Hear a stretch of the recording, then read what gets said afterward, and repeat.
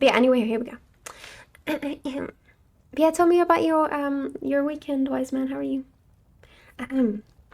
All was again silent, but his words rang in my ears.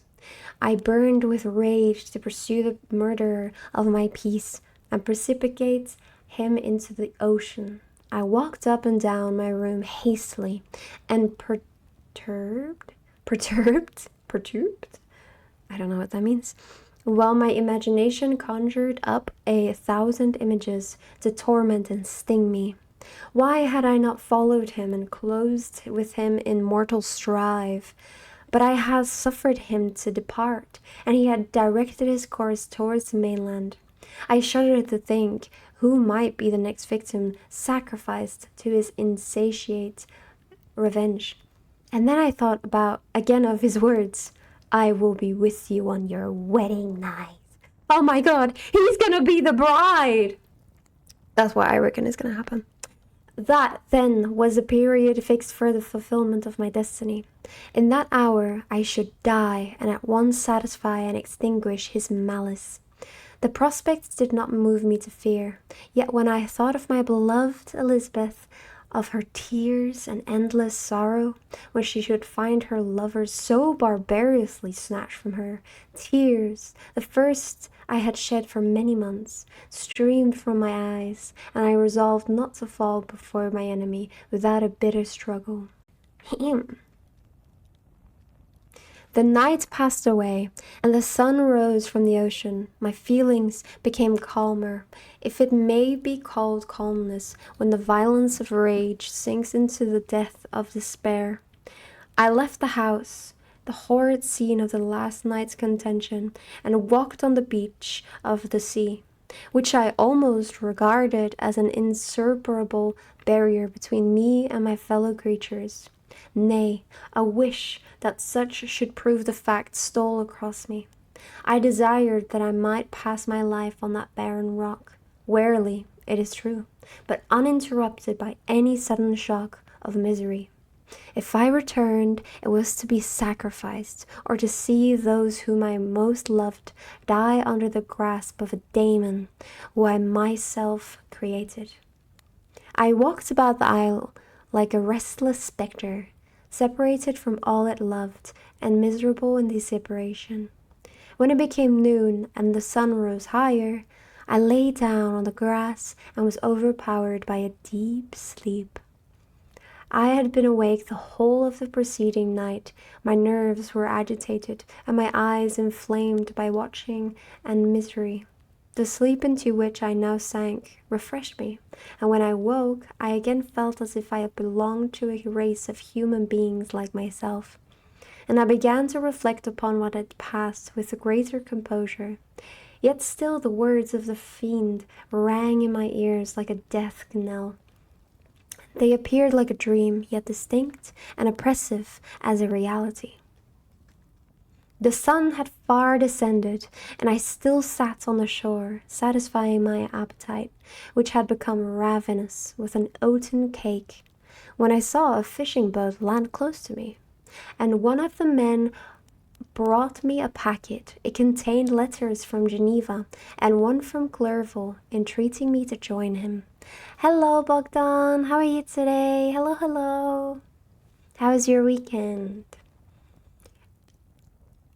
He said that he was wearing away his time fruitlessly where he was, that letters from the friends he had formed in London desired his return to complete the negotiation they had entered into for his Indian enterprise. He could not any longer delay his departure, but as his journey to London might be followed, even sooner than he now conjectured, by his longer voyage, he entreated me to bestow as much of my society on him as I could spare. He besought me, therefore, to leave my solitary isle and to meet him at Perth, that we might proceed southwards together. This letter in a degree recalled me to life, and I determined to quit my island at the expiration of 2 days. Before I departed, there was a task to perform, on which I shuddered to reflect. I must pack up my chemical instruments, and for that purpose I must enter the room which had been the scene of my odious work, and I must handle those utensils, the sight of which was sickening to me. The next morning at daybreak, I summoned sufficient courage and unlocked the door of my laboratory.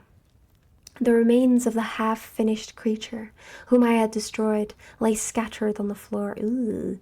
And I almost felt as if I had mangled the living flesh of a human being.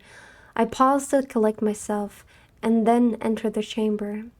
With trembling hand, I conveyed the instruments out of the room, but I reflected that I ought not to leave the relics of my work to excite the horror and suspicion of the peasants.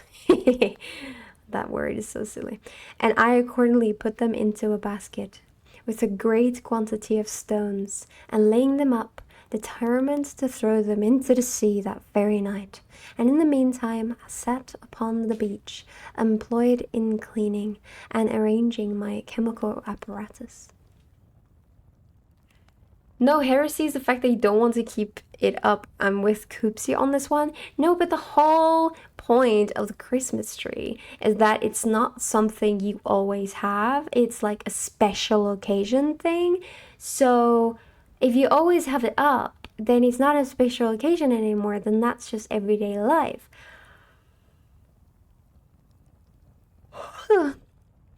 That's like having your birthday every single day. It's not going to be like special anymore. You understand? So there. Like, I love Christmas as much as the next person, but you gotta make it special. Nothing could be more complete than the alteration that had taken place in my feelings since the night of the appearance of the daemon.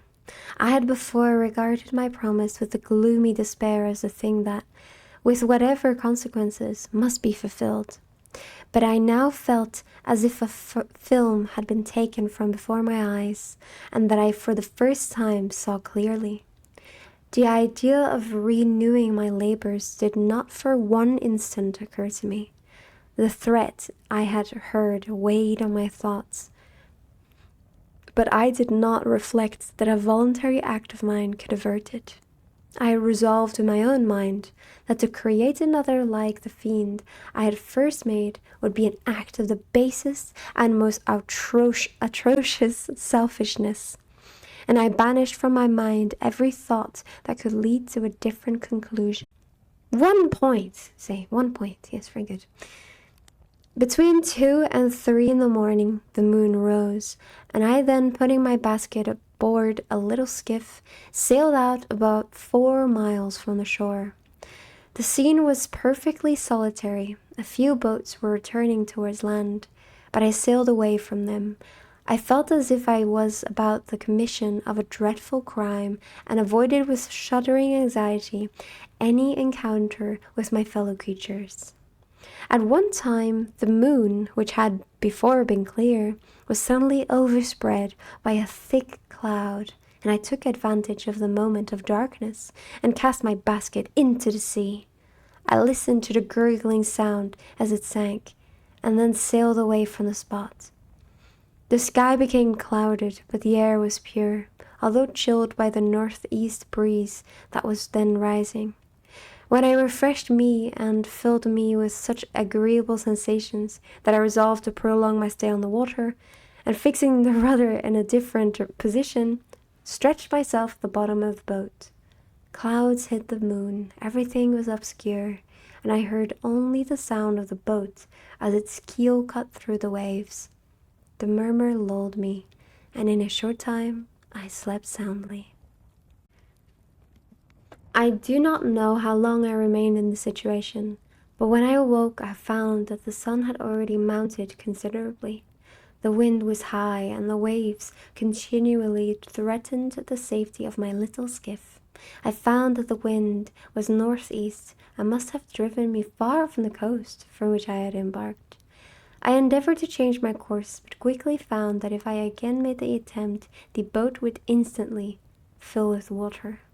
Thus situated, my only resource was to drive before the wind. I confess that I felt a few sensations of terror, I had no compass with me, and was so slenderly acquainted with the geography of this part of the world that the sun was of little benefit to me. I might be driven into the wide Atlantic and feel all the tortures of starvation, or be swallowed up in the immeasurable waters that roared and buffeted around me. I had already been out many hours, and felt the torment of a burning thirst, a prelude to my other sufferings. I looked on the heavens, which were covered by clouds that flew before the wind, only to be replaced by others. I looked upon the sea. It was to be my grave. "Fiend," I exclaimed, "your task is already fulfilled." I thought of Elizabeth, of my father, and of Clerval, all left behind, on whom the monster might satisfy his sanguinary and merciless passions. This idea plunged me into the reverie so despairing and frightful that even now, when the scene is on the point of closing before me forever, I shudder to reflect on it. Some hours passed thus, but by degrees, as the sun declined towards the horizon, the wind died away into a gentle breeze, and the sea became free from breakers.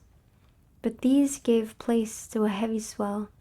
I felt sick and hardly able to hold the rudder, when suddenly I saw a line of high land towards the south. Almost spent as I was, by fatigue and the dreadful suspense I endured for several hours, this sudden certainty of life rushed like a flood of warm joy to my heart, and tears gushed from my eyes. How mutable our feelings, and how strange is that clinging love we have of life, even in the excess of misery.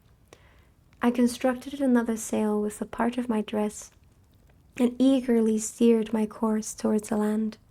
It had a wild and rocky appearance, but as I approached nearer, I easily perceived the traces of cultivation. I saw vessels near the shore, and found myself suddenly transported back to the neighborhood of civilized man. I carefully traced the windings of the land, and hailed a steeple which I at length saw issuing from behind a small promontory.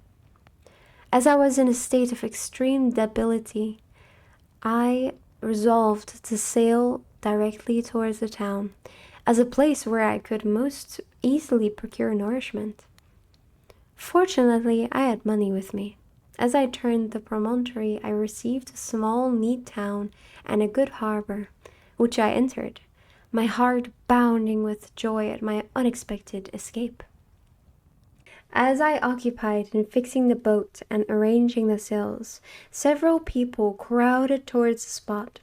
They seemed much surprised at my appearance, but instead of offering me any assistance, whispered together with gestures that at any other time might have produced me a slight sensation of alarm. As it was, I merely remarked that they spoke English, and I therefore addressed them in that language. "My good friends," said I, "will you be so kind as to tell me the name of this town and inform me where I am?"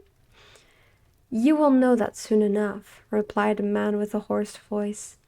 "Maybe you are to come to a place that will not prove much to your taste, but you will not be consulted as to your quarters, I promise you." I was exceedingly surprised on receiving so rude an answer from a stranger, and I was also disconcerted on perceiving the frowning and angry countenances of his companions. "Why do you answer me so roughly?" I replied, "Surely it is not the custom of Englishmen to receive strangers so inhospitably." "I do not know," said the man, "what the customs of the English may be, but it is the custom of the Irish to hate villains." What? Goodness. While this strange dialogue, Noah hogging all the coziness for herself. Not on purpose. I didn't know. Like, I swear when I've uploaded the audio to Patreon before, I heard it fine. While this strange dialogue continued, I perceived the crowd rapidly increase. Their faces expressed a mixture of curiosity and anger, which annoyed me and in some degree alarmed me. I inquired the way to the inn, but no one replied.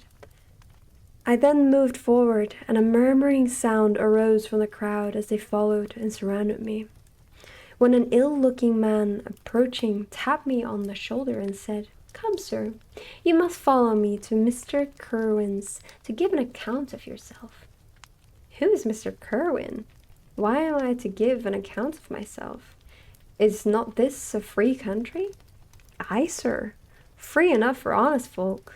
Mr. Kerwin is a magistrate, and you are to give an account of the death of a gentleman who was found murdered here last night. This answer startled me, but I presently recovered myself. I was innocent. That could easily be proved. Accordingly, I followed my conductor in silence. I was led to one of the best houses in the town. I was ready to sink from fatigue and hunger, but being surrounded by a crowd, I thought it politic to arouse all my strength, that no physical debility might be construed into apprehension or conscious guilt. Little did I then expect the calamity that was in a few moments to overwhelm me, and extinguish in horror and despair all fear of ignominy or death. I must pause here, for it requires all my fortitude to recall the memory of the frightful events which I am to relate in proper detail to my recollection. Goodness. Yippee! Chapter 21, let's go! Anyway, during the day, I've tried to get myself one nearly perfect pal via breeding to aid me with that last tower boss on hard mode. Got a good laugh when checking all possible crossbreed methods for it. Ooh, what does it look like? What is the name of the perfect breed? I'm curious. Or do you not want to spoil? That might be a spoiler, I suppose. Oh well. But, so were you able to do it then? The last boss on hard mode? I was soon introduced into the presence of the magistrate, an old benevolent man with calm and mild manners. He looked upon me, however, with some degree of severity, and then, turning towards my conductors, he asked who appeared as witnesses on this occasion. About half a dozen men came forward, and one being selected by the magistrate. He deposed that he had been out fishing the night before with his son and brother-in-law, Daniel Nugent.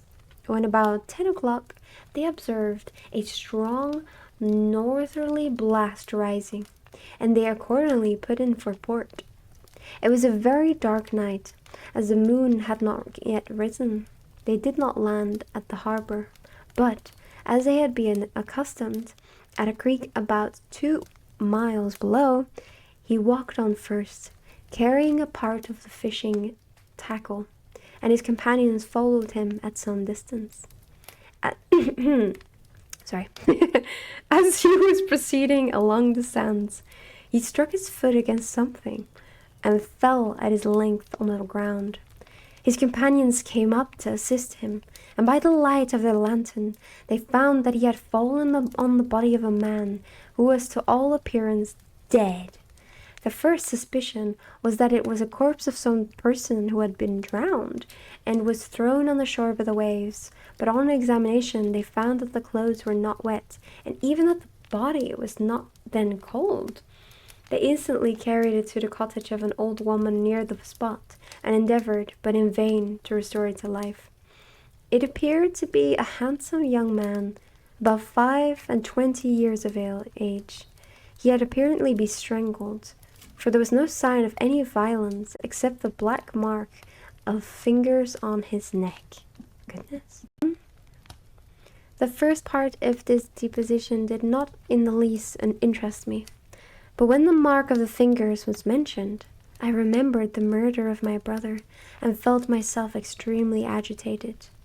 My limbs trembled, and a mist came over my eyes, which obliged me to lean on my chair for support. The magistrate observed me with a keen eye, and of course drew an unfavorable augury from my manner.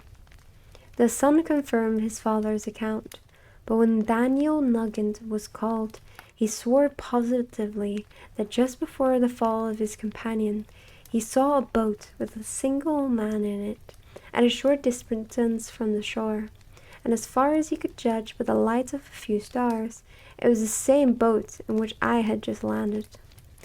A woman deposed that she lived near the beach, and was standing at the door of her cottage, waiting for the return of the fisherman, about an hour before she heard of the discovery of the body, when she saw a boat with only one man in it to push off from the part of the shore where the corpse was afterwards found.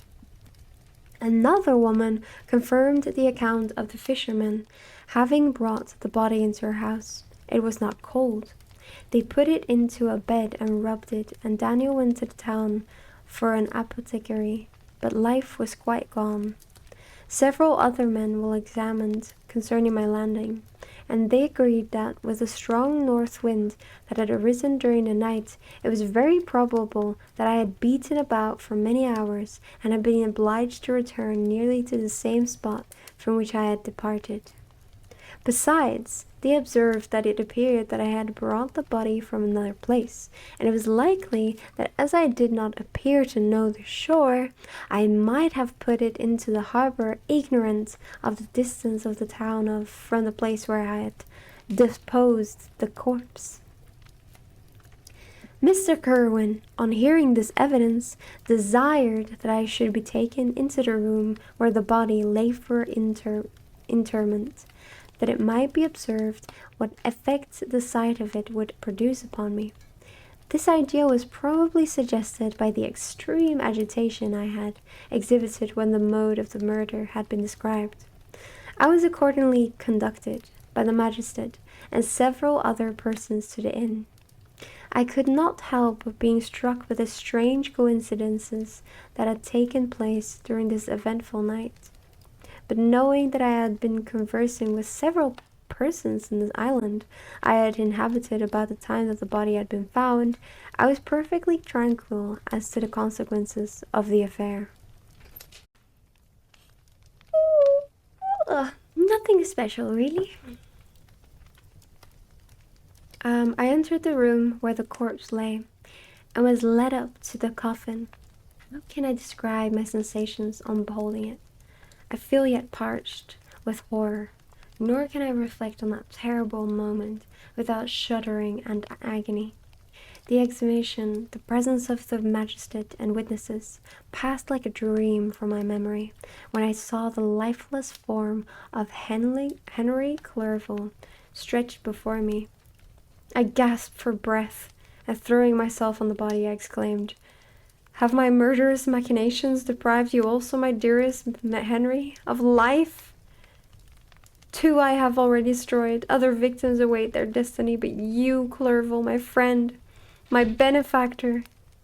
The human frame could no longer support the agonies that I endured, and I was carried out of the room in strong convulsions. A fever succeeded to this. I lay for 2 months on the point of my death. My ravings, as I afterwards heard, were frightful. I called myself the murderer of William, of Justine, and of Clerval.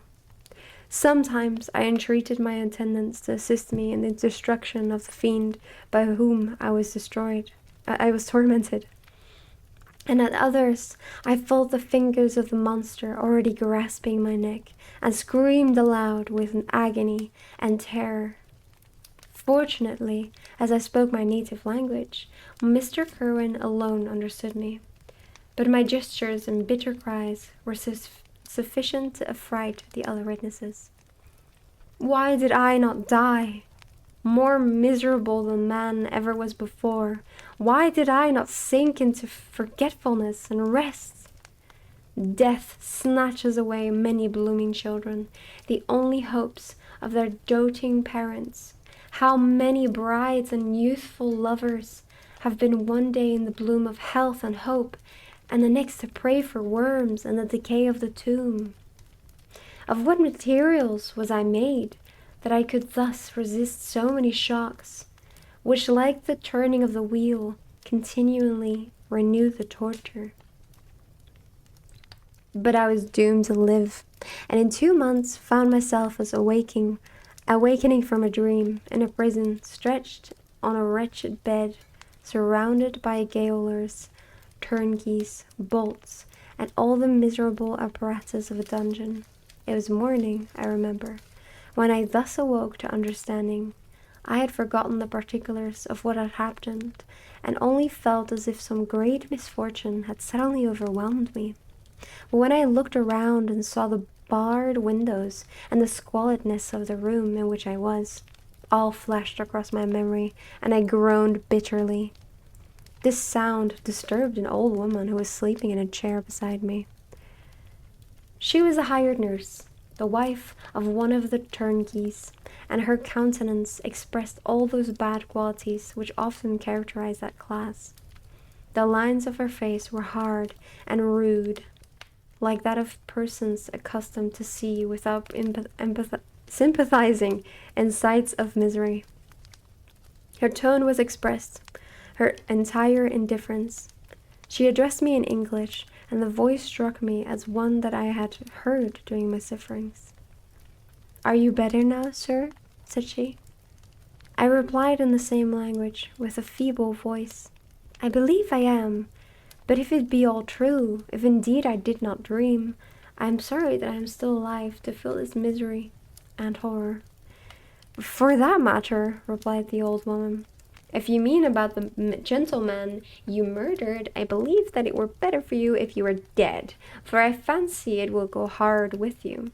However, that's none of my business. I am sent to nurse you and get you well. I do my duty with a safe conscience. It were well if everybody did the same." I turned with loathing from the woman who could utter so unfeeling a speech to a person just saved, on the very edge of death. But I felt languid and unable to reflect on all that had passed. The whole series of my life appeared to me as a dream. I sometimes doubted if indeed it were all true, for it never presented itself to my mind with the force of reality. As the images that floated before me became more distinct, I grew feverish. A darkness pressed around me. No one was near me who soothed me with a gentle voice of love. No dear hand supported me. The physician came and prescribed medicines, and the old woman prepared them for me.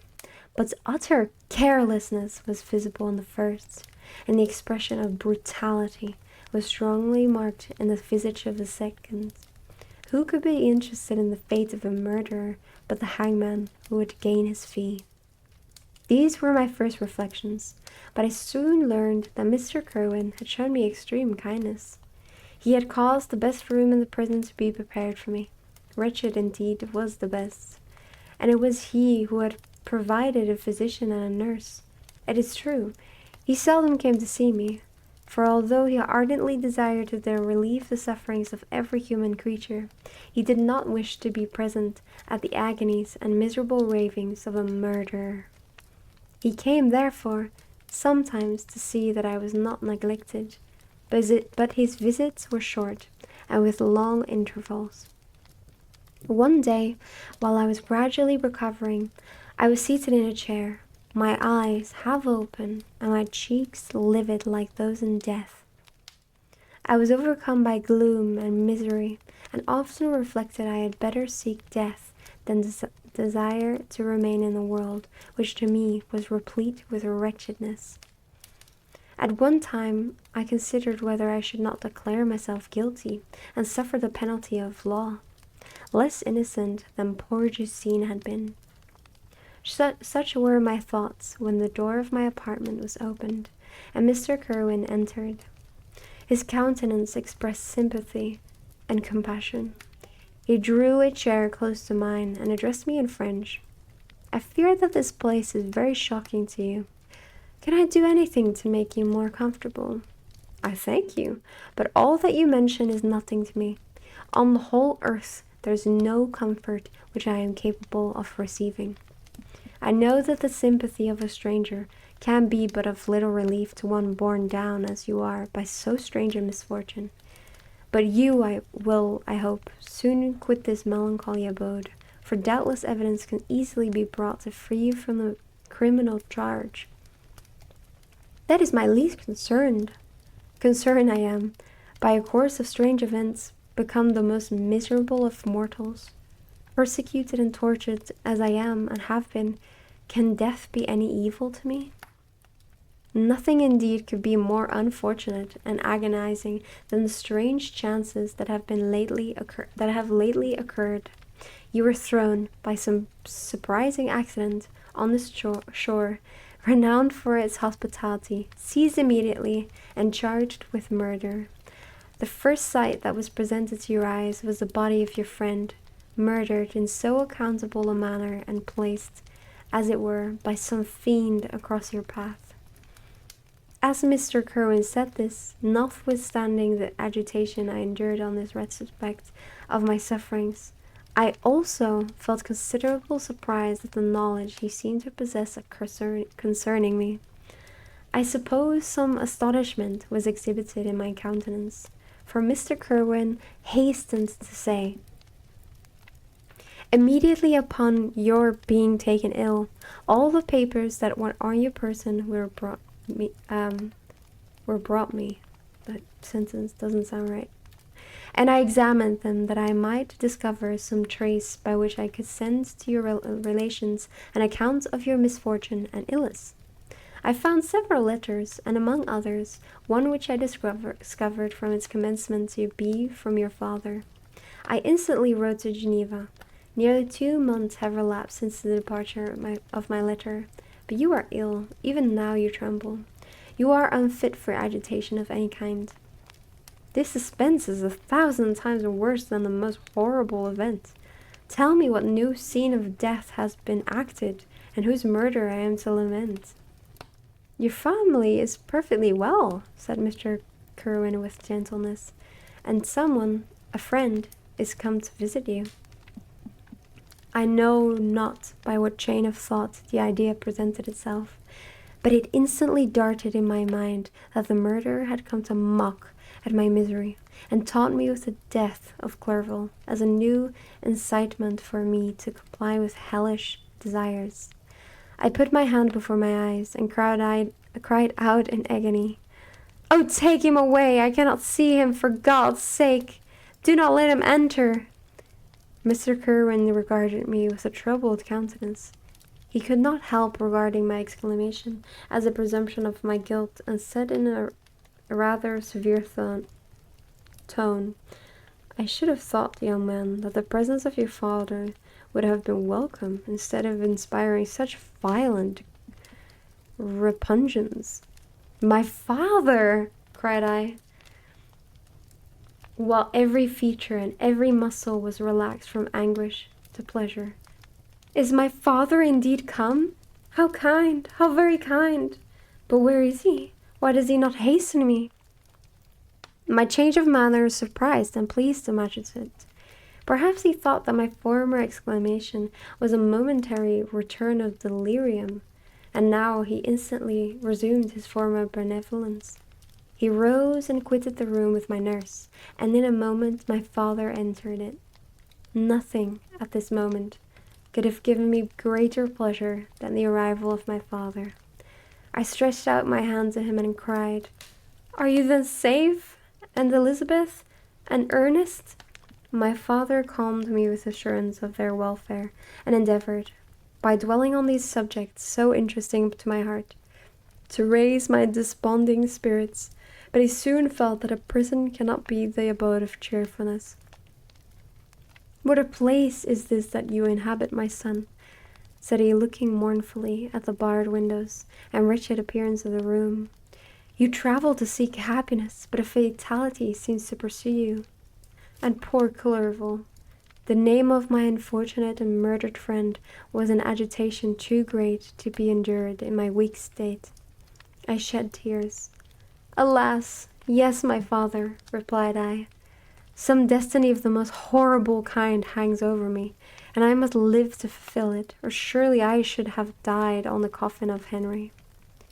We were not allowed to converse for any length of time, for the precarious state of my health rendered every precaution necessary that could ensure tranquillity. Mr. Kerwin came in and insisted that my strength should not be exhausted by too much exertion.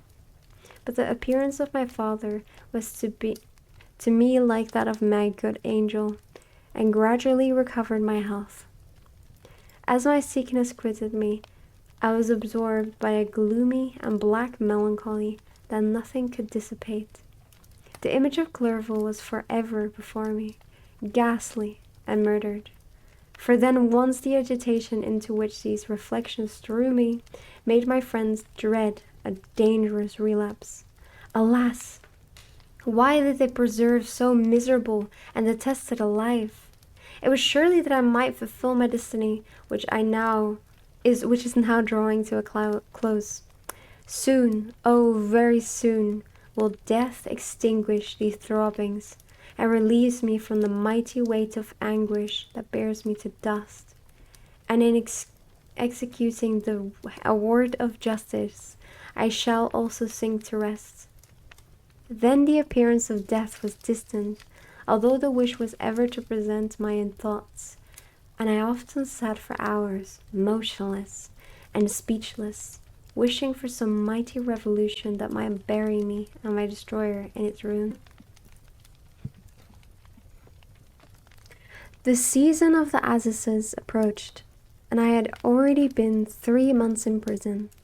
And although I was still weak and in continual danger of a relapse, I was obliged to travel nearly 100 miles to the country town where the court was held. Mr. Kerwin charged me. Oh my god, sorry. I'm like in the middle of a hiccup / burp. I'm not sure. Okay, it's over now. So sorry. Mr. Kerwin. Mr. Kerwin charged himself with every care of collecting witnesses and arranging my defense. I was spared the disgrace of appearing publicly as a criminal.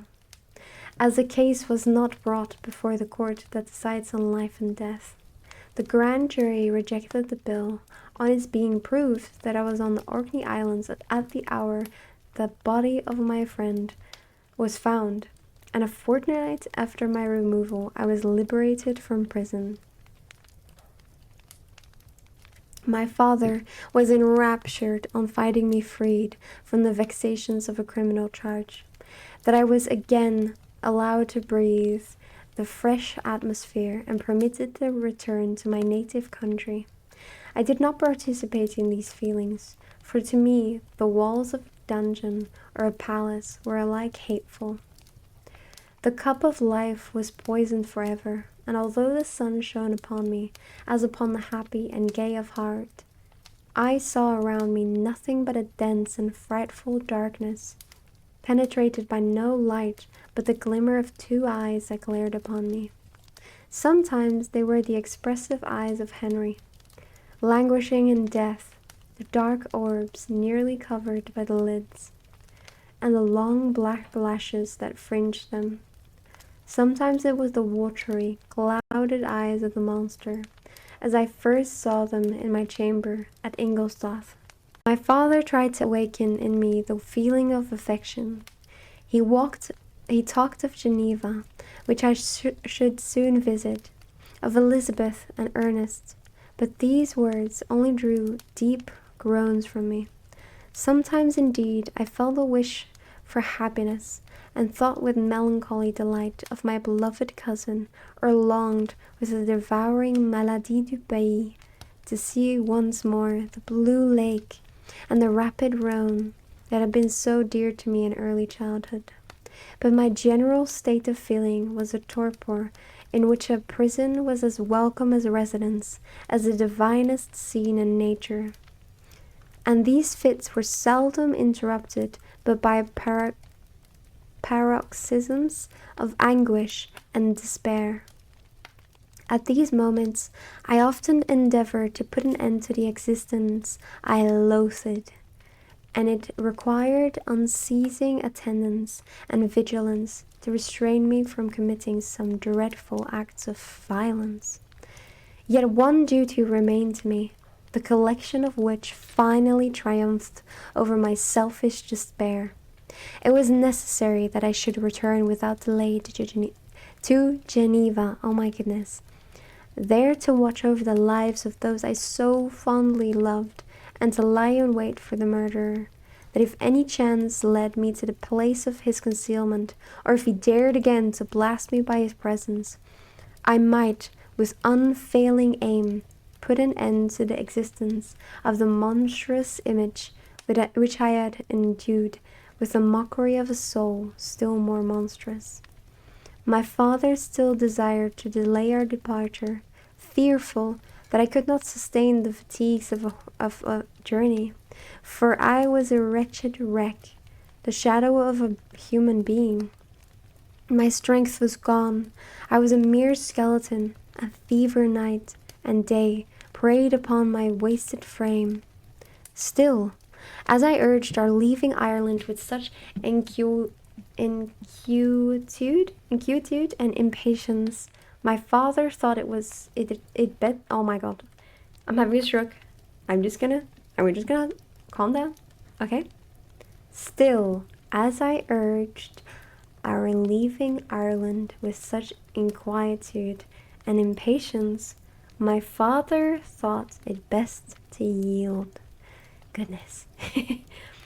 We take our passage on board a vessel bound for Havre de Grace, and sailed with a fair wind from the Irish shores. It was midnight. I lay on the deck looking at the stars and listening to the dashing of the waves.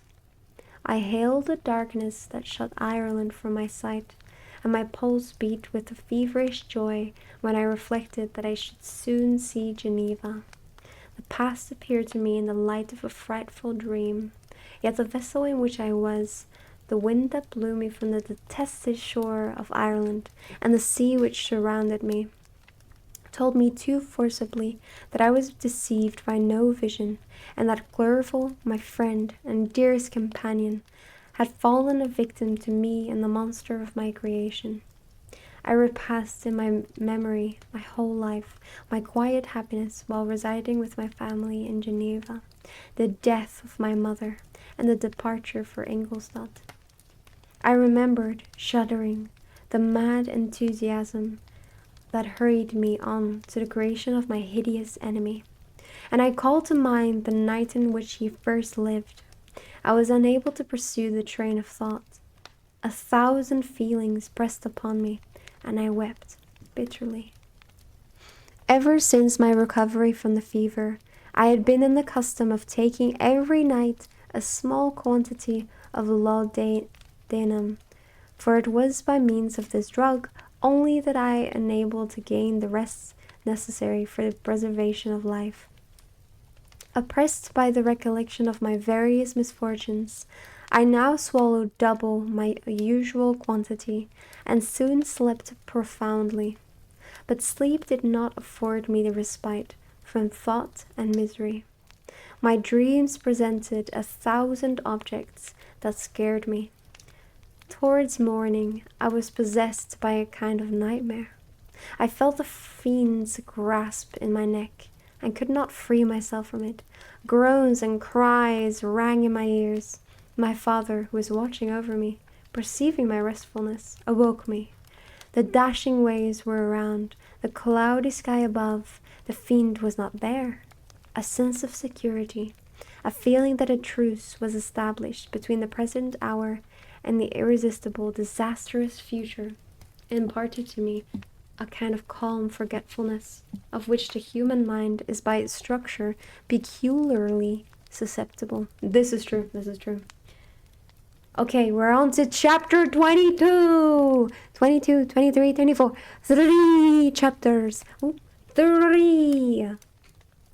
needing a small energy boost as I plan to try and get that new Pal Warrior breed today. And I've got enough training manuals to level the little fellow to max if needed. Although few brawls with legendaries would need this. Oh wow, very ambitious goal for today. Well, make sure to give the little guy some snackies and some rest as well between training sessions, of course. Yes. I hope everyone else is doing well. I hope you're all chilling. I hope you haven't fallen asleep. Wake up, wake up, wake up. We are now on chapter 22. We are getting there. We might finish today. Who knows? Still, I think that is very ambitious. So we'll see. Chapter 22. The voyage came to an end. We landed and proceeded to Paris. I soon found that I had overtaxed my strength and that I must repose before I could continue my journey. My father's care and attentions were indefatigable, but he did not know the origin of my sufferings and sought erroneous methods to remedy the incurable ill. He wished me to seek amusement in society. I abhorred the face of man. Oh, not abhorred. They were my brethren, my fellow beings, and I felt attracted even to the most repulsive among them, as to creatures of an angelic nature and celestial mechanisms. But I felt that I had no right to share their intercourse. I had unchained an enemy among them, whose joy it was to shed their blood and to revel in their groans. How they would, each and all, abhor me and hunt me from the world, did they know my unhallowed acts and the crimes which had their source in me. My father yielded at length to my desire to avoid society, and strove by various arguments to banish my despair. Sometimes he thought that I felt deeply the degradation of being obliged to answer a charge of murder, and he endeavored to prove to me the futility of my pride. Alas, my father, said I, how little do you know me. Human beings, their feelings and passions, would indeed be degraded if such a wretch as I felt pride. Justine, poor unhappy Justine, was as innocent as I, and she suffered the same charge. She died for it, and I am the cause of this. I murdered her. William, Justine, and Henry, they all died by my hands. My father had often, during my imprisonment, heard me make the same assertion when I thus accused myself. He sometimes seemed to desire an explanation, and at others he appeared to consider it as the offspring of delirium, and that during my illness some idea of this kind had presented itself to my imagination. The remembrance of which I preserved in my convalescence, I avoided explanation and maintained a continual silence concerning the wretch I had created. I had a persuasion that I should be supposed mad, and this in itself would forever have chained my tongue. But besides, I could not bring myself to disclose a secret which would fill my hearer with consternation and make fear and unnatural horror the inmates of his breast. I checked, therefore, my impatient thirst for sympathy, and was silenced when I would have given the world to have confided the fatal secret. Yet, still words like those I have recorded would burst uncontrollably from me. I could offer no explanation of them, but their truth in part relieved the burden of my mysterious woe. Upon this occasion, my father said, with an expression of unbounded wonder, "My dearest Victor, what infatuation is this? My dear son, I entreat you never to make such an assertion again." "I'm not mad," I cried energetically. "The sun and the heavens, who have viewed my operations, can bear witness of my truth. I am the assassin of those most innocent victims They died by my machinations. Yes. 1,000 times would I have shed my own blood, drop by drop, to have saved their lives. But I could not, my father. Indeed, I could not sacrifice the whole human race. The conclusion of this speech convinced my father that my ideas were deranged, and he instantly changed the subject of our conversation and endeavored to alter the course of my thoughts. He wished as much as possible to obliterate the memory of the scenes that had taken place in Ireland, and never alluded to them or suffered me to speak of my misfortunes. As time passed away, I became more calm. Misery had her dwelling in my heart, but I no longer talked in the same incoherent manner of my own crimes. Sufficient for me was the consciousness of them. By the utmost self-violence, I curbed the imperious voice of wretchedness, which sometimes desired to declare itself to the whole world, and my manner were calmer and more composed than they had ever been since my journey to the sea of ice. A few days before we left Paris, on our way to Switzerland, I received the following letter from Elizabeth. My dear friend, it gave me the greatest pleasure to receive a letter from my uncle dated at Paris. You are no longer at a formidable distance, and I may hope to see you in less than a fortnight. My poor cousin, how much you must have suffered! I expect to see you looking even more ill than when you quitted Geneva. This winter has been passed most miserably, tortured as I have been by anxious suspense. Yet I hope to see peace in your countenance, and to find that your heart is not totally void of comfort and tranquillity. Yet I fear that the same feelings now exist that made you so miserable a year ago, even perhaps augmented by time. I would not disturb you at this period when so many misfortunes weigh upon you, but a conversation that I had with my uncle previous to his departure renders some explanation necessary before we meet. Explanation, you may possibly say. What can Elizabeth have to explain? If you really say this, my questions are answered and all my doubts satisfied. But you are distant from me, and it is possible that you may dread and yet be pleased with this explanation.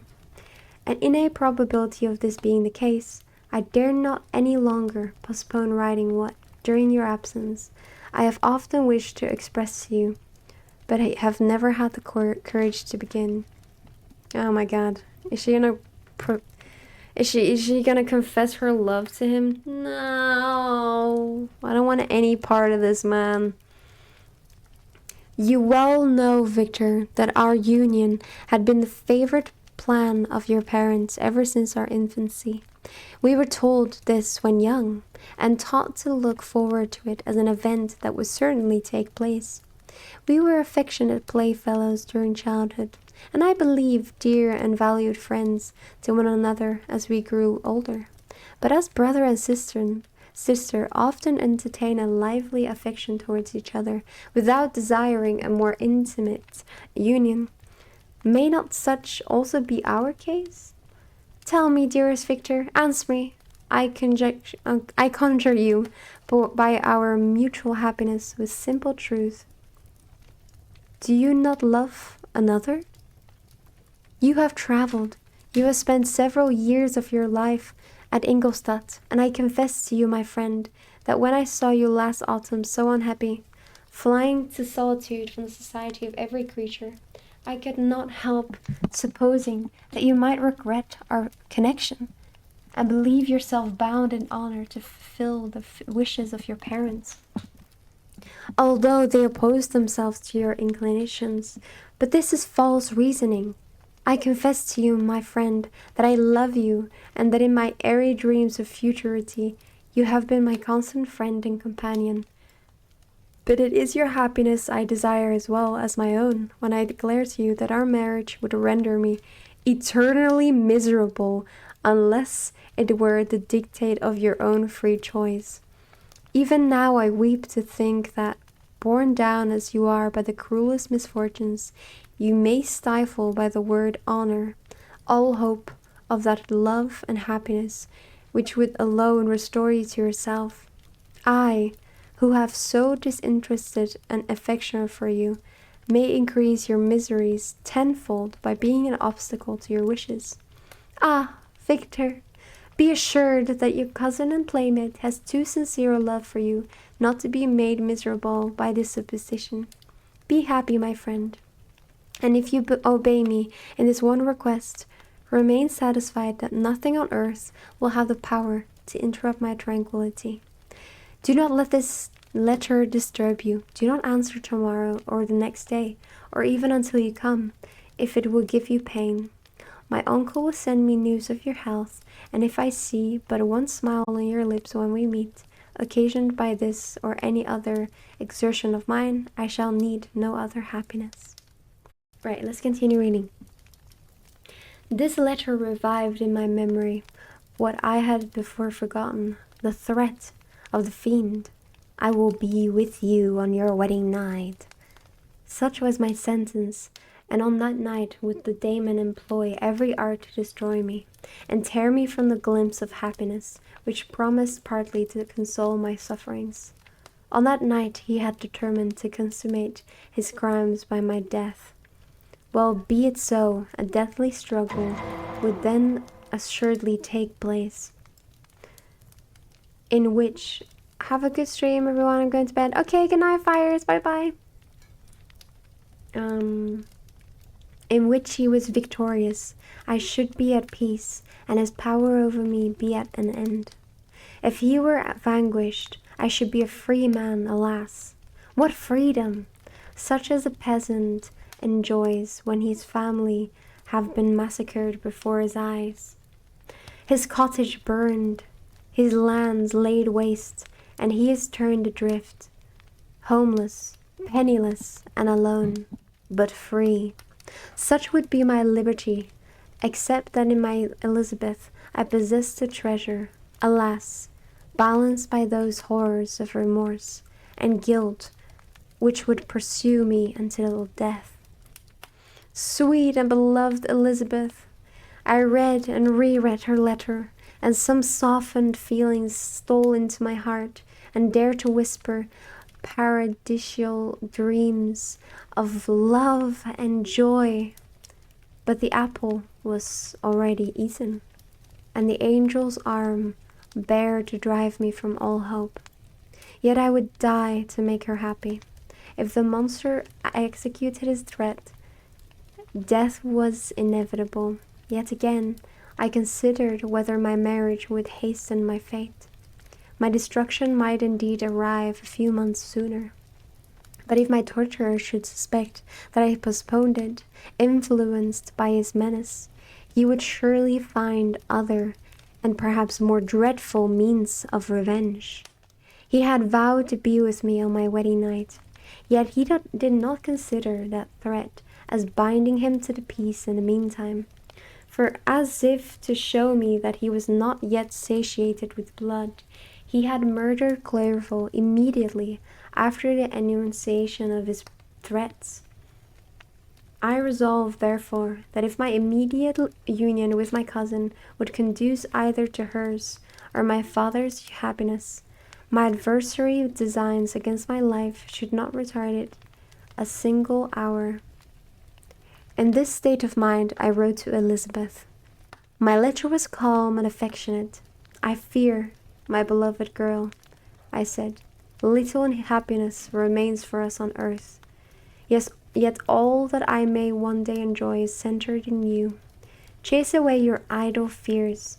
To you alone do I consecrate my life and my endeavors for contentment. I have one secret, Elizabeth, a dreadful one. When revealed to you, it will chill your frame with horror, and then, far from being surprised at my misery, you will only wonder that I survive what I have endured, I will confide this tale of misery and terror to you the day after our marriage shall take place.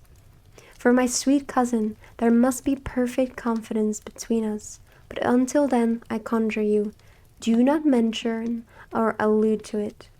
This I most earnestly entreat, and I know you will comply. In about a week after the arrival of Elizabeth's letter, we returned to Geneva. The sweet girl welcomed me with warm affection, yet tears were in her eyes as she beheld my emaciated frame and feverish cheeks.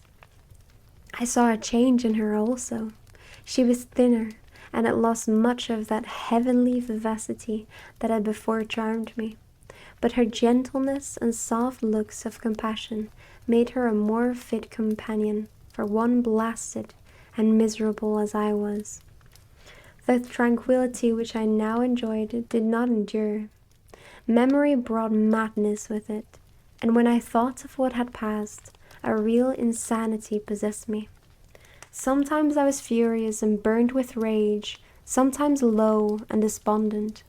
I neither spoke nor looked at anyone, but sat motionless, bewildered by the multitude of miseries that overcame me. Elizabeth alone had the power to draw me from these fits. Her gentle voice would soothe me when transported by passion, and inspire me with human feelings when sank in torpor. She wept with me and for me. When reason returned, she would remonstrate and endeavor to inspire me with resignation. Ah, it is well for the unfortunate to be resigned, but for the guilty there is no peace. The agonies of remorse poison the luxuries there is otherwise sometimes found in indulging the excess of grief. Soon after my arrival, my father spoke of my immediate marriage with Elizabeth. I remained silent. Have you, then, some other attachment? None on earth. I love Elizabeth, and look forward to our union with delight. Let the day therefore be fixed, and on it I will consecrate myself in life or death to the happiness of my cousin. Question, why do they call each other cousin when they're not related? And they're more like brother and sister? I'm so confused. Are they cousins? Like, are they related or are they not related? My dear Victor, do not speak thus. Heavy misfortunes have befallen us, but let us only cling closer to what remains and transfer our love for those whom we have lost to those who yet live. Our circle will be small, but bound close with the ties of affection and mutual misfortune. And when time shall have softened your despair, new and dear objects of care will be born to replace those of whom we have been so cruelly deprived. Such were the lessons of my father, but to me the remembrance of the threat returned. Nor can you wonder that, omnipotent as the fiend had yet been in his deeds of blood, I should almost regard him as invisible, and that when he had pronounced the words, "I shall be with you on your wedding night," I should regard the threatened fate as unavoidable. But death was no evil to me, if the loss of Elizabeth were bounds with it, and I therefore, with a contented and even cheerful countenance, agreed with my father that if my cousin would consent, the ceremony should take place in 10 days, and thus put, as I imagined, the seal to my fate. Great God! If for one instant I had thought what might be the hellish intention of my fiendish adversary, I would rather have banished myself forever from my native country, and wandered a friendless outcast over the earth, than have consented to this miserable marriage. But as if possessed of magic powers, the monsters had blinded me to his real intentions. And then I thought that I had prepared only my own death. I hastened that of a far dearer victim. As the period fixed for our marriage drew nearer, whether from cowardice or a prophetic feeling, I felt my heart sink within me. but I concealed my feelings by an appearance of hilarity that brought smiles and joy to the countenance of my father, but hardly deceived the ever watchful and nicer eye of Elizabeth. She looked forward to our union with placid contentment, not unmingled with a little fear, which past fortunes had impressed.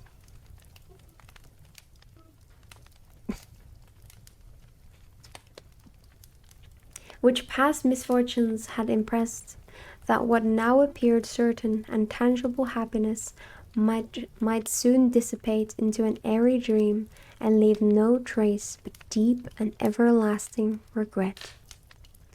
Preparations were made for, let me just check, how far are we from 23? Not that far. Preparations were made for the event, congratulatory visits were received, and all wore a smiling appearance. I shut up, as well as I could, in my own heart, the anxiety that preyed there, and entered with seemingly earnestness into the plans of my father, although they might only serve as decorations of my tragedy. Through my father's exertions, a part of the inheritance of Elizabeth had been restored to her by the Austrian government. A small possession on the shores of Como belonged to her. It was agreed that immediately after our union we should proceed to Villa Lavenza and spend our first days of happiness beside the beautiful lake near which it stood.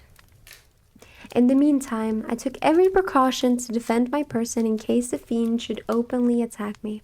I carried pistols and a dagger constantly about me, and was ever on the watch to prevent artifice, and by these means gained a greater degree of tranquillity. Indeed, as the period approached, the threat appeared more as a delusion, not to be regarded as worthy to disturb my peace, while the happiness I hoped for in my marriage wore a greater appearance of certainty, as the day fixed for its solemnization drew nearer, and I heard continually spoken of an occurrence which no accident could possibly prevent. Elizabeth seemed happy. My tranquil demeanor contributed greatly to calm her mind, but on the day that was to fulfill my wishes and my destiny, she was melancholy, and a presentiment of evil pervaded her. And perhaps also she thought of the dreadful secret which I had promised to reveal to her on the following day. My father was in the meantime overjoyed, and in the bustle of preparation, only recognized in the melancholy of his niece the diffidence of a bride. After the ceremony was performed, a large party assembled at my father's, but it was agreed that Elizabeth and I should commence our journey by water, sleeping that night at Evian, and continuing our voyage on the following day. The day was fair, the wind favorable, all smiled on our nuptial embarkation. Those were the last moments of my life, during which I enjoyed the feelings of happiness. We passed rapidly along. The sun was hot, but we were sheltered from its rays by a kind of canopy while we enjoyed the beauty of the scene. Sometimes on one side of the lake, where we saw Salève, the pleasant banks of Montalegre, and at a distance surmounting all, the beautiful Mont Blanc, and the semblance of snowy mountains that in vain endeavored to emulate her. Sometimes, coasting the opposite banks, we saw the mighty Jura opposing its dark side to the ambition that would quit its native country, and an almost insurmountable barrier to the invader who should wish to enslave it. I took the hand of Elizabeth. "You are sorrowful, my love. Ah, if you knew what I have suffered and what I have yet to endure, you would endeavor to let me taste the quiet and freedom from despair that this one day at least permits me to enjoy." "Be happy, my dear Victor," replied Elizabeth. There is, I hope, nothing to distress you. And be assured that if a lively joy is not painted in my face, my heart is contented. Sometimes whispers to me not to depend too much on the prospect that is opened before us, but I will not listen to such a sinister voice.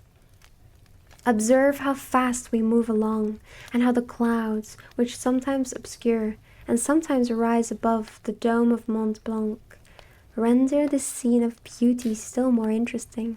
Look also at the innumerable fish that are swimming in the clear waters, where we can distinguish every pebble that lies at the bottom.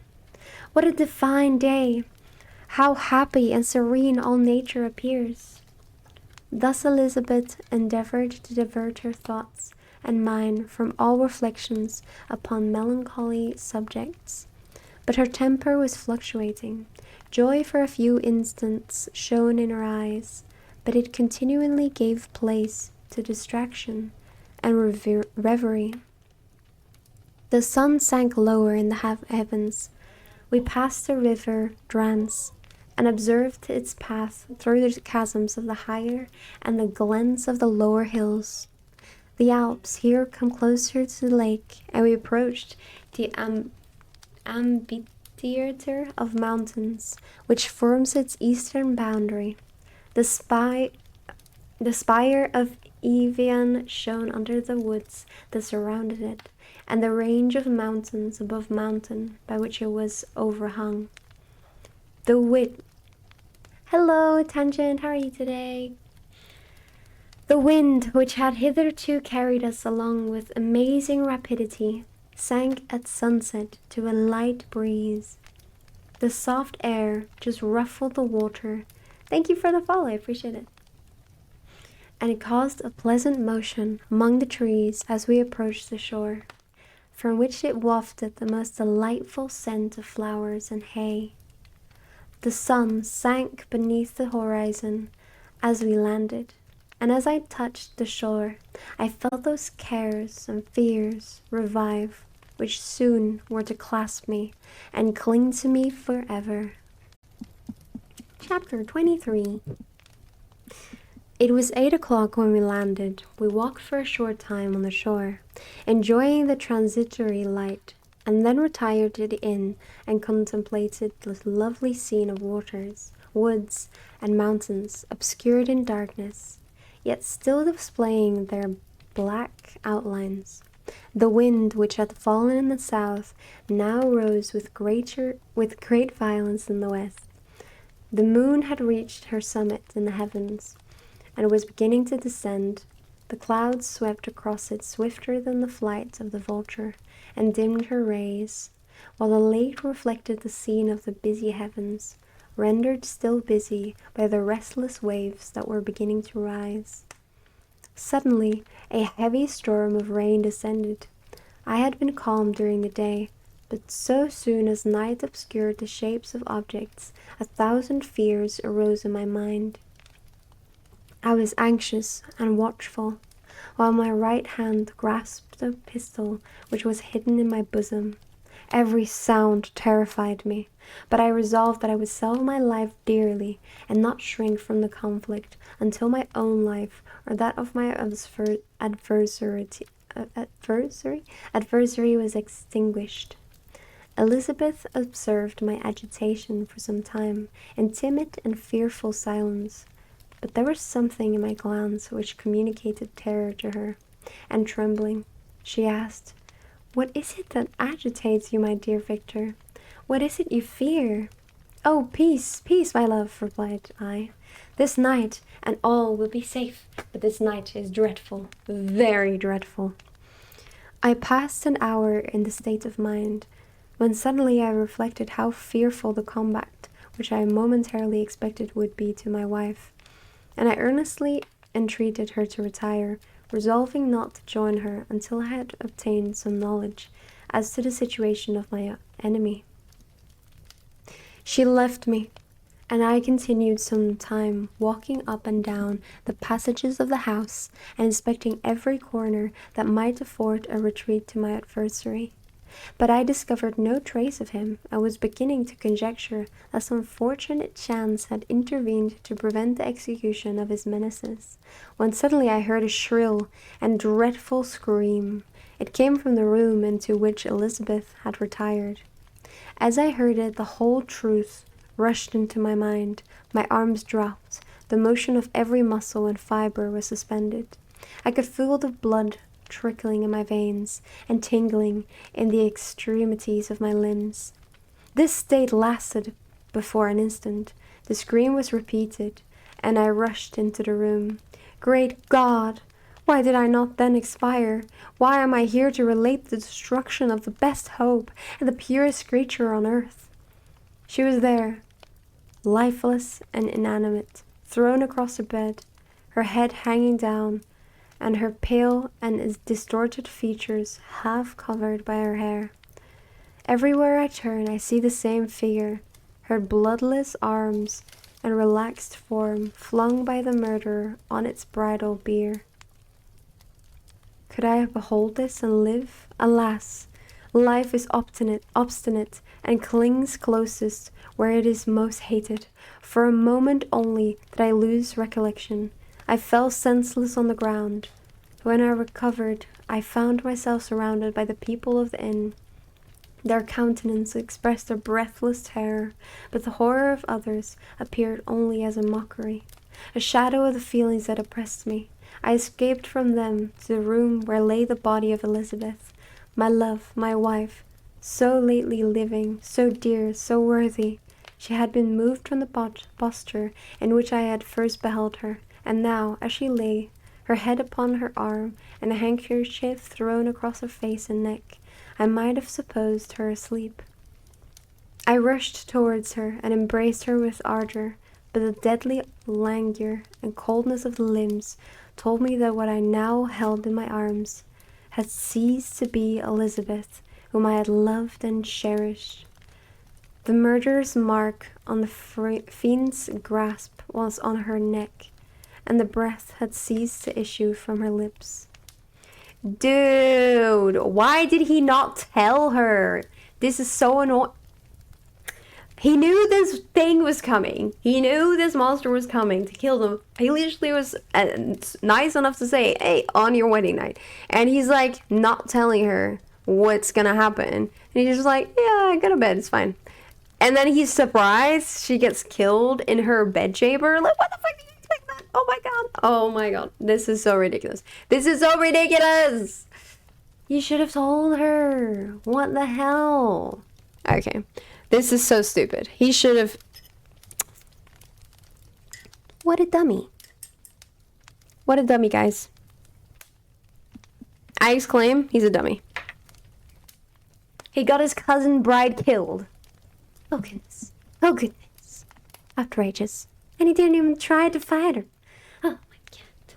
He was like, yeah, I'm gonna fight him. I've got guns. I've got a knife. It'll be fine. It'll be fine. And then he didn't do anything. Disgraceful. Honestly, this guy. While I still hung over her in the agony of despair, I happened to look up. The windows of the room have before been darkened, and I felt a kind of panic on seeing the pale yellow light of the moon illuminate the chamber. The shutters had been thrown back, and with a sensation of horror not to be described, I saw at the open window a figure the most hideous and abhorrent.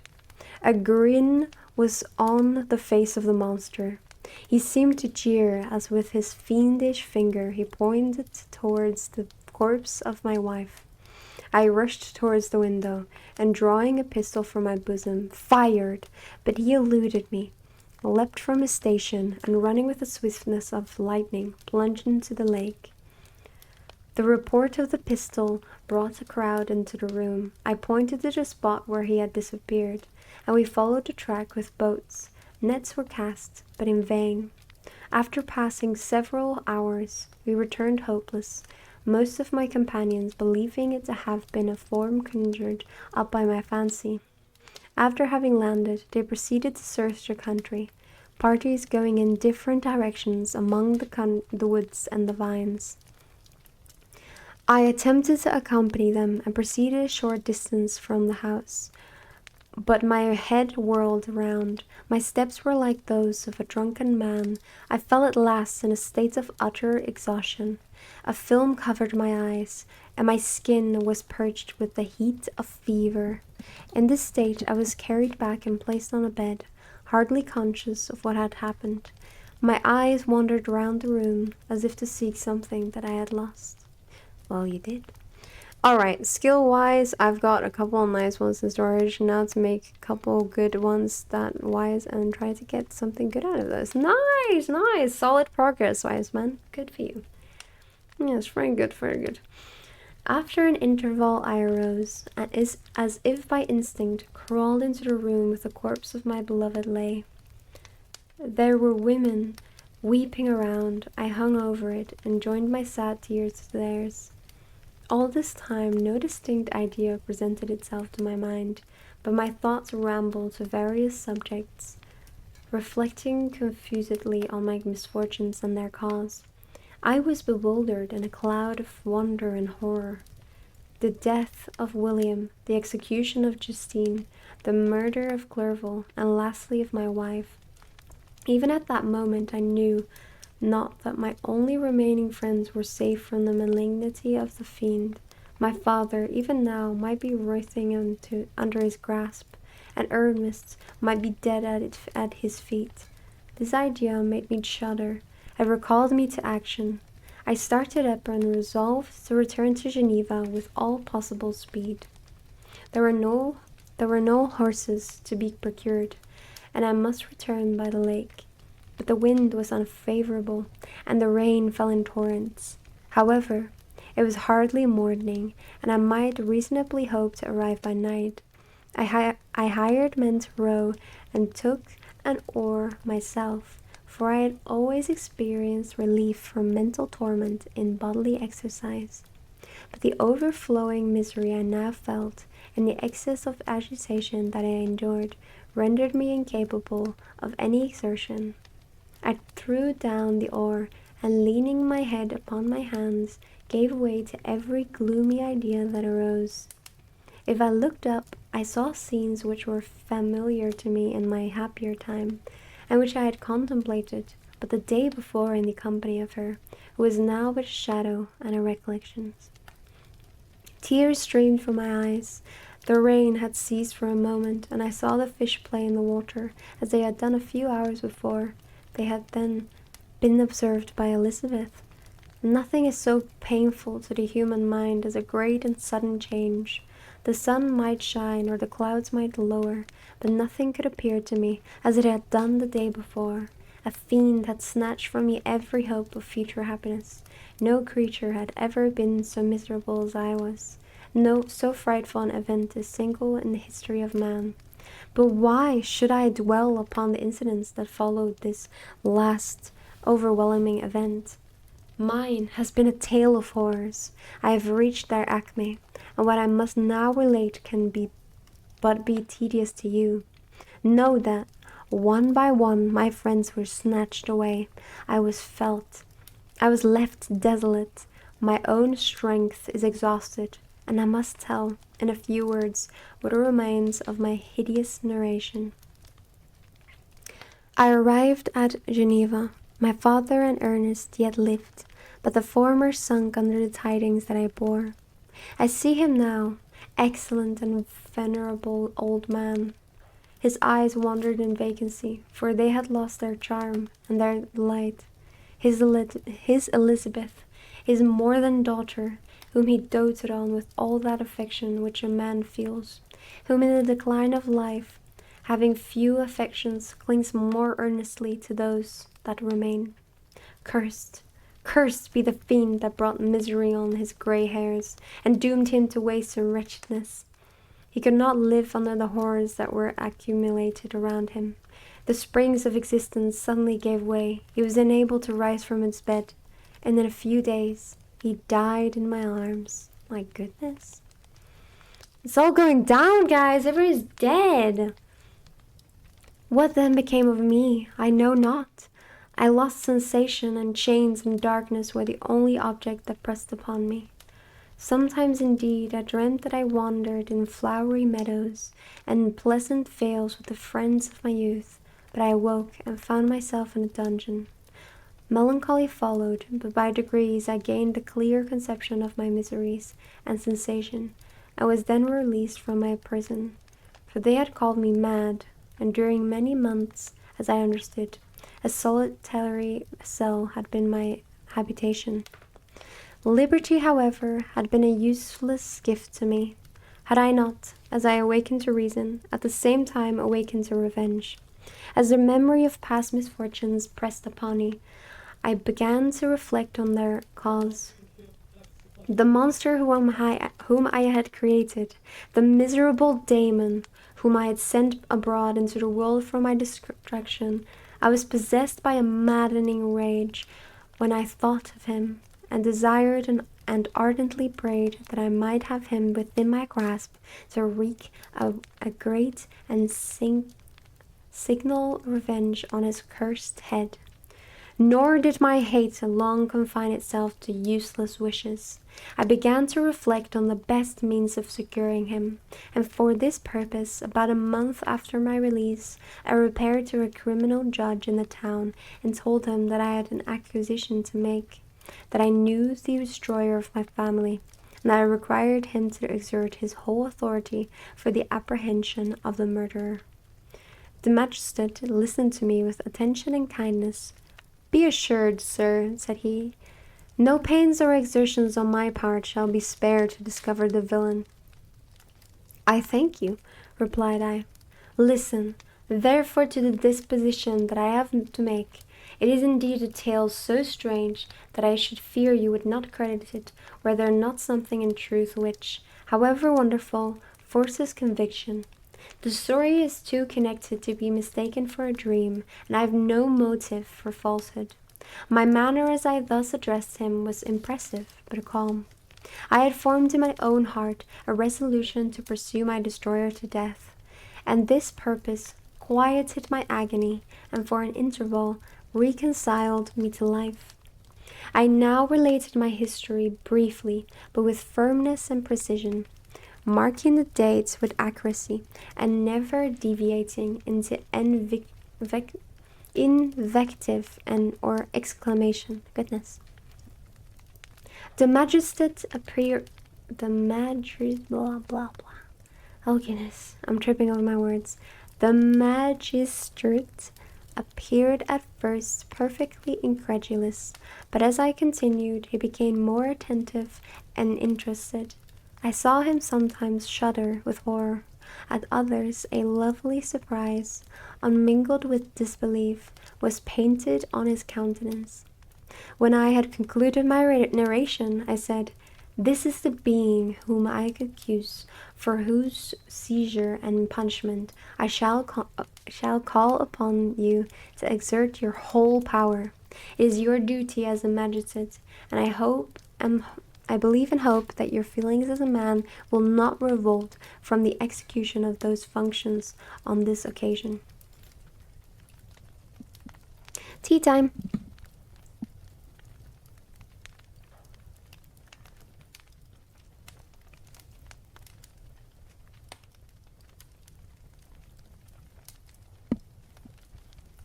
Still a bit hot. I thought it would be cold by now. Well, colder, so it's drinkable.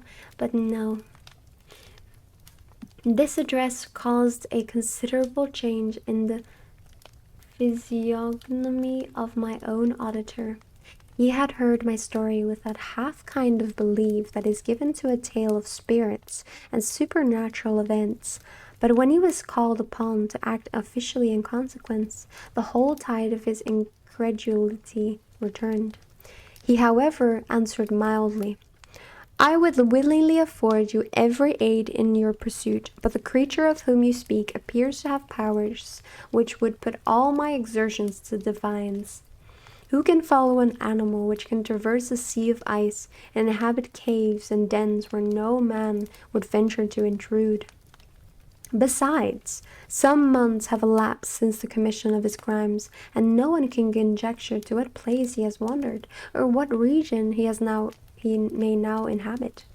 I do not doubt that he hovers near the spot which I inhabit, and if he has indeed taken refuge in the Alps, he may be hunted like the Kama and destroyed as a beast of prey.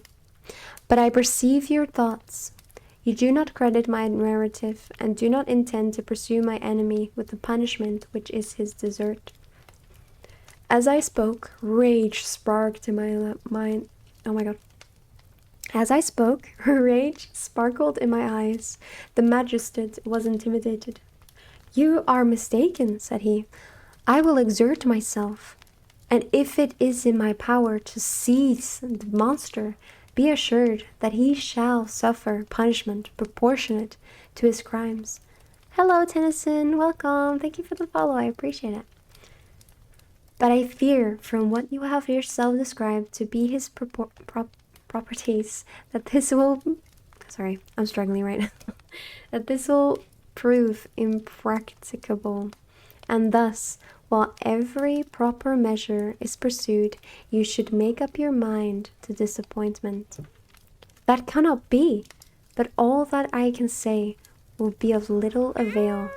My revenge is of no moment to you, yet, while I allow it to be a vice, I confess that it is the devouring and only passion of my soul. My rage is unspeakable when I reflect the murderer whom I have turned loose upon society still exists. You refuse my just demand. I have but one resource, and I devote myself, either in my life or death, to his destruction. I trembled with excess of agitation. As I said this, there was a frenzy in my manner, and something, I doubt not, of that haughty fierceness which the martyrs of old are said to have possessed.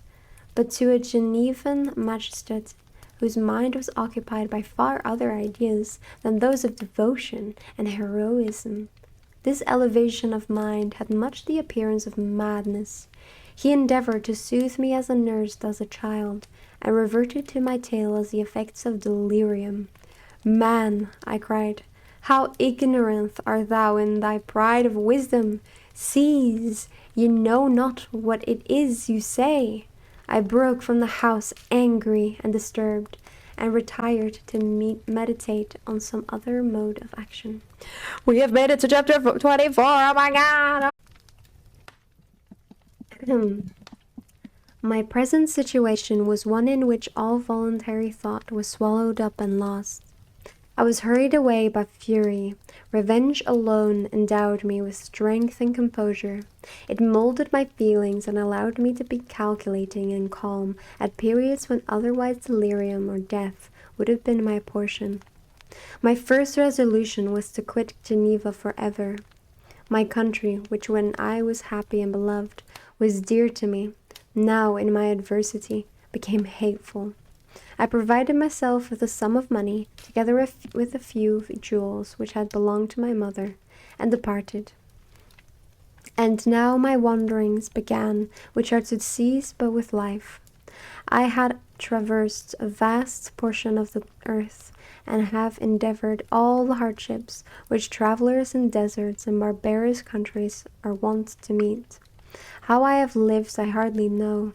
Many times have I stretched my failing limbs upon the sandy plain and prayed for death, but revenge kept me alive. I dared not die and leave my adversary in being. When I quitted Geneva, my first labor was to gain some clue by which I might trace the steps of my fiendish enemy. Hello, Shadow. Thank you for the follow. I appreciate it. Welcome, welcome. But my plan was unsettled, and I wandered many hours round the confines of the town, uncertain what path I should pursue. As night approached, I found myself at the entrance of the cemetery where William, Elizabeth, and my father reposed. I entered it and approached the tomb which marked their graves. Everything was silent except the leaves of the trees, which were gently agitated by the wind. Oh no, this is not my story, don't worry. No, this is not my story. This is Frankenstein. Sorry, I probably should put it in, usually I put it in a title, and today I didn't, because I actually don't remember what episode we're on. I think 9, maybe? I'll put 9, I'll change it later. But yeah, no, this is Frankenstein.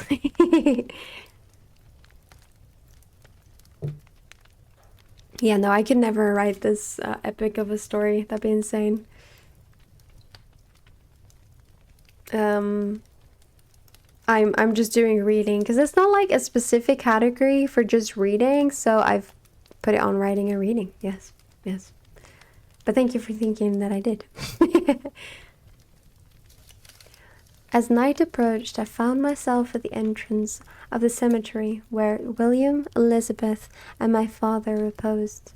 I entered it and approached the tomb which marked their graves.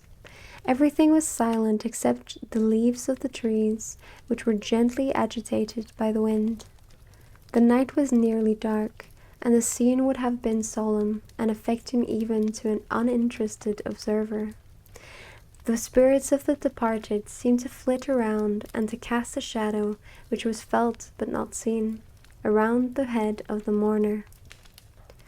The deep grief which this scene had at first excited quickly gave way to rage and despair. They were dead, and I lived.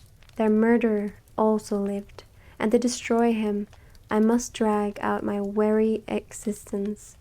I knelt on the grass and kissed the earth, and with quivering lips exclaimed, "By the sacred earth on which I kneel, by the shades that wander near me, by the deep and eternal grief that I feel, I swear, and by thee, O night, and the spirits that preside over thee, to pursue the demon who caused this misery, until he or I shall perish in mortal conflict.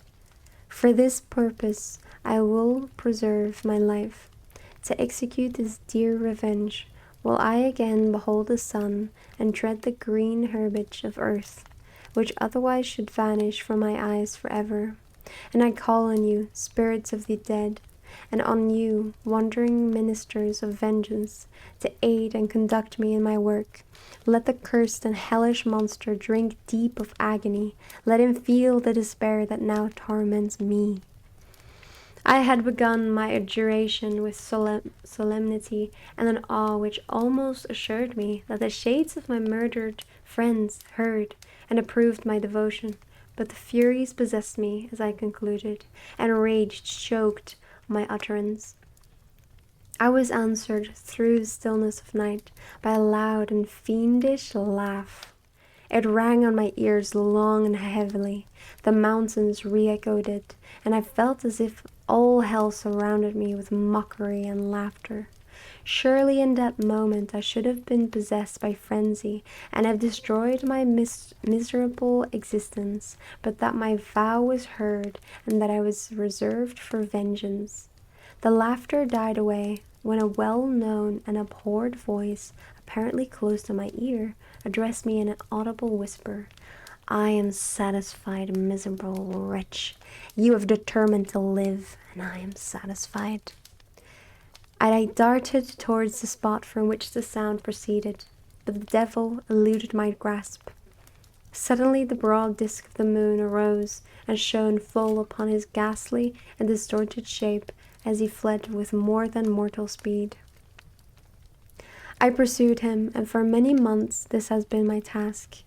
Guided by a slight clue, I followed the windings of the Rhone, but vainly the blue Mediterranean appeared, and by a strange chance I saw the fiend enter by night and hide himself in a vessel bound for the Black Sea.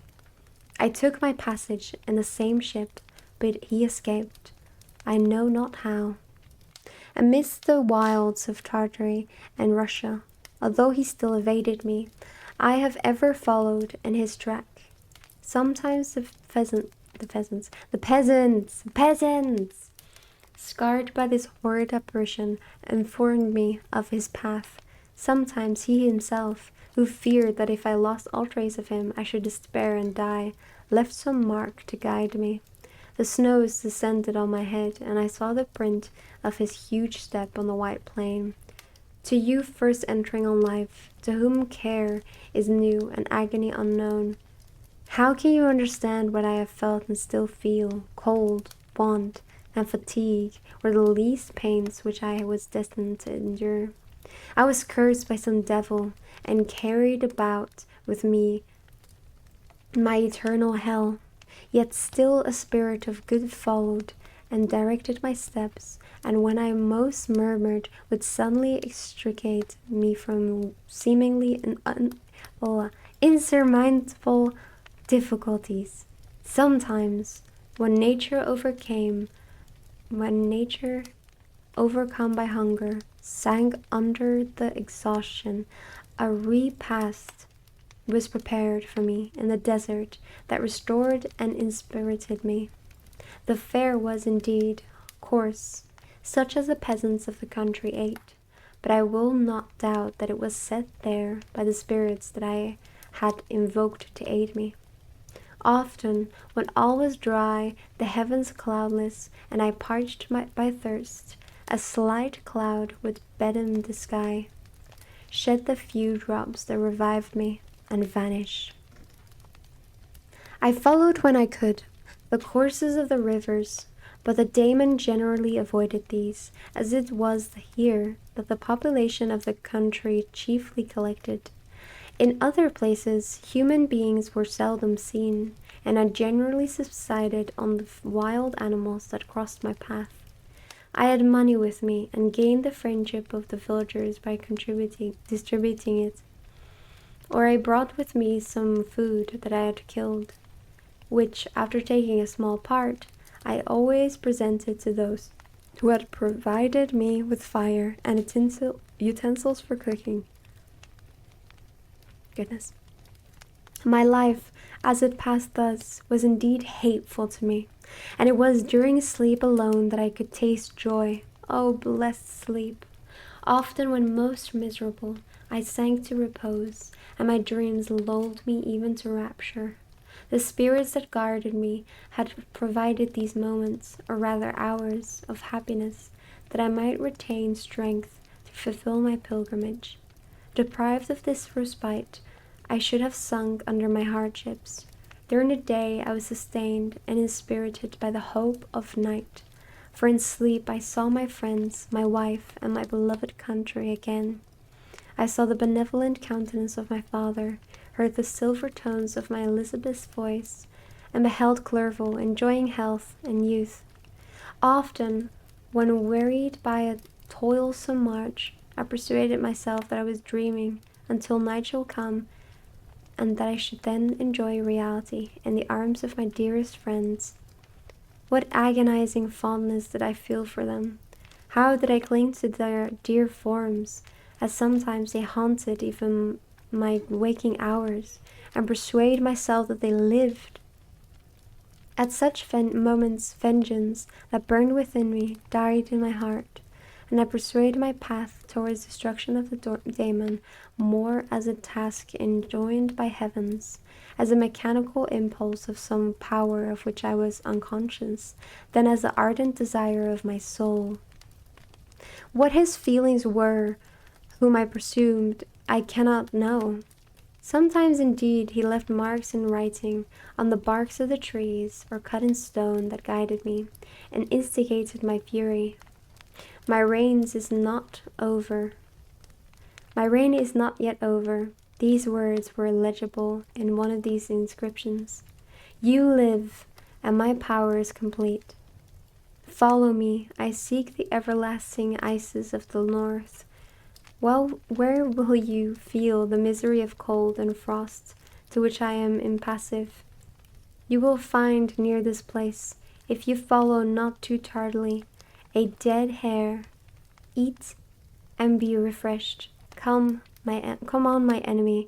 We have yet to wrestle for our lives, but many hard and miserable hours must you endure until that period shall arrive. Now I am wondering if there is a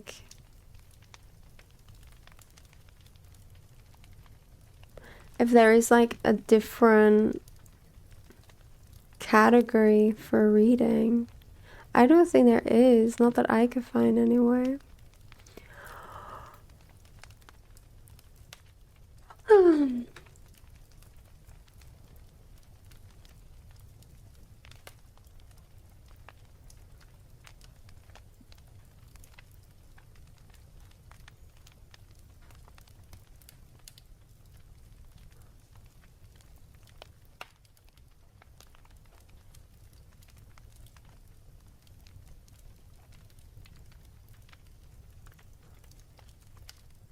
Yeah, I don't think so.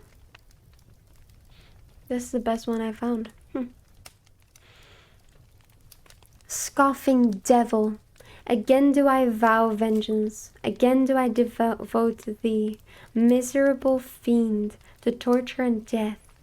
Never will I give up my search until he or I perish, and then with what ecstasy shall I join my Elizabeth and my departed friends, who even now prepare for me the reward of my tedious toil and horrible pilgrimage. As I still pursued my journey to the northward, the snows thickened and the cold increased in a degree almost too severe to support. The peasants were shut up in their hovels, and only a few of the most hardily ventured forth to seize animals whom starvation had forced from their hiding places to seek for prey.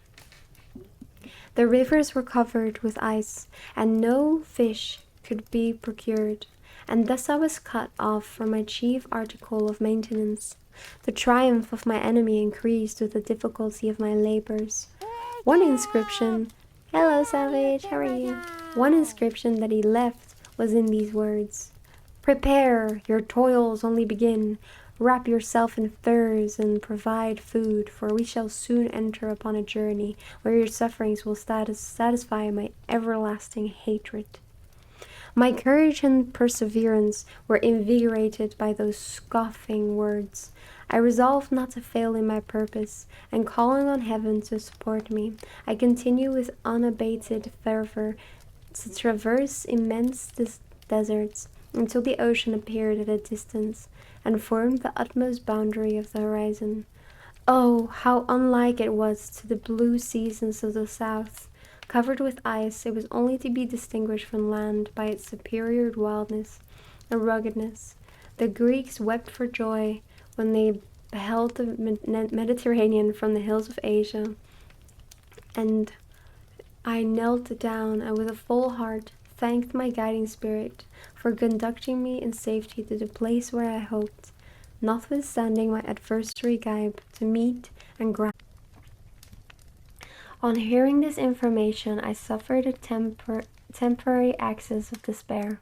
He had escaped me, and I must commence a destructive and almost endless journey across the mountainous ices of the ocean, amidst cold that few of the inhabitants could long endure, and which I, the native of a genial and sunny climate, could not hope to survive. Yet at the idea that the fiend should live and be triumphant, my rage and vengeance returned, and like a mighty tide overwhelmed every other feeling. After a slight repose, during which the spirits of the dead hovered round and instigated me to toil and revenge, I prepared for my journey. I examined my land sledge for one fashioned for the inequalities of the frozen ocean, and purchasing a plentiful stock of provisions, I departed from land. I cannot guess how many days have passed since then, but I have endured misery which nothing but the eternal sentiment of a just retribution burning within my heart could have enabled me to support. Immense and rugged mountains of ice often barred up my passage, and I often heard the thunder of the ground sea, which threatened my destruction. But again the frost came and made the paths of the sea secure. By the quantity of provision which I had consumed, I should guess that I had passed 3 weeks in this journey, and the continual protraction of hope, returning back upon the heart, often wrung bitter drops of despondency and grief from my eyes. Despair had indeed almost secured her prey, and I should soon have sunk beneath this misery. Soon after, the poor animals that conveyed me had with incredible toil gained the summit of a sloping ice mountain, and one, sinking under his fatigue, died. I viewed the expense before me with anguish, when suddenly my eyes caught a dark speck upon the dusky plain. I strained my sight to discover what it could be, and uttered a wild cry of ecstasy when I distinguished a sledge and the distorted proportions of a well-known form within. Oh, with what a burning gush did hope revisit my heart! Warm tears filled my eyes, which I hastily wiped away, that they might not intercept the view I had of the daemon, but still my sight was dimmed by the burning drops, until, giving way to the emotions that oppressed me, I wept aloud. Yeah, I can't wait for spring. Well, to be honest, I really enjoyed seeing snow and everything. I'm just sad it didn't stay where I am right now. Like, it would have been really cozy. I like snow. I think it's not too bad, you know? But spring is also really nice. All the flowers and everything. I'm looking forward to that. I'm also looking forward to it raining less. Like, my plants outside are like dead. They've just been drowned. I wish I put them inside when I should have, really, and then they might have survived. Oh well, I know it for next time. I've never had outside plants before. But yeah, can't wait for all the flowers and the bees and things. But this was not the time for delay. I disencumbered the dogs of their dead companion, gave them a plentiful portion of food, and after an hour's rest, which was absolutely necessary, and which was bitterly irksome to me, I continued my route. The sledge was still visible, nor did I again lose sight of it except at the moments when for a short time some ice rock concealed it with its intervening crags.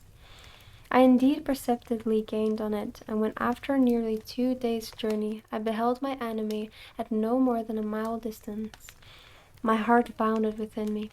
But now, when I appeared almost within grasp of my foe, my hopes were suddenly extinguished, and I lost all trace of him more utterly than I had ever done before.